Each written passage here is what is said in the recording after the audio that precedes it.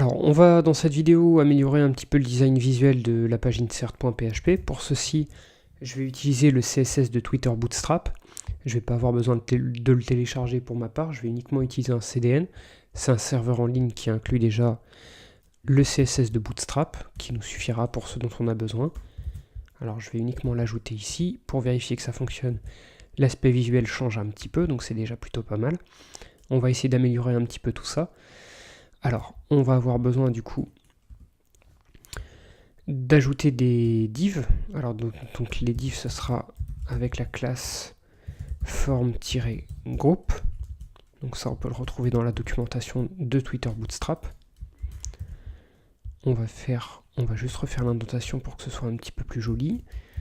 Et on va copier cette div form-group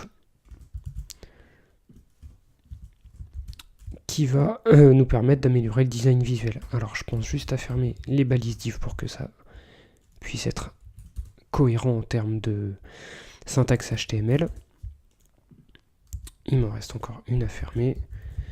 Et on va le faire aussi pour notre dernier champ qui sera le champ input.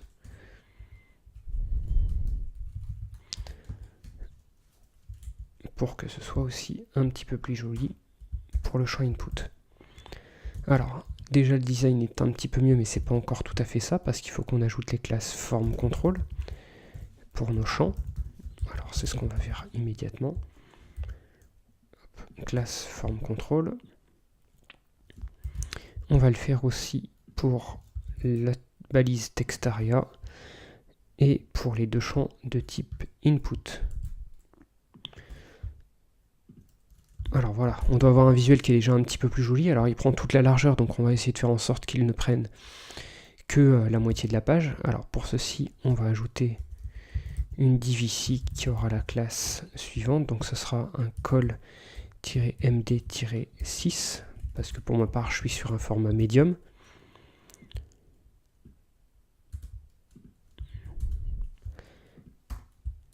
Et du coup, on va avoir aussi...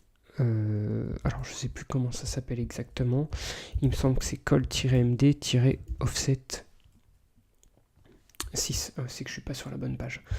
Alors dans CSS, je crois que c'est col-md-offset 6, ouais c'est ça. Et du coup on a dit col-md-offset 6, comme ça va se centrer un petit peu tout seul et ce sera plus joli. C'est pas -6, c'est -3, pardon. Voilà, et donc du coup on va avoir un visuel qui est un petit peu mieux. Alors on va juste ajouter le bouton retour à l'accueil dans notre balise div pour que ce soit un petit peu plus joli. Ce qu'on fera, c'est que la balise div, on la fermera beaucoup plus bas dans notre script pour que ce soit un petit peu plus joli.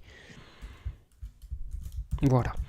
Et du coup, si on réactualise, on a quelque chose qui est beaucoup plus joli. Après, pour ce qui concerne les couleurs, vous pourrez personnaliser ça un petit peu tout seul. Vous pouvez récupérer cette portion de code et puis l'adapter pour la page de modification.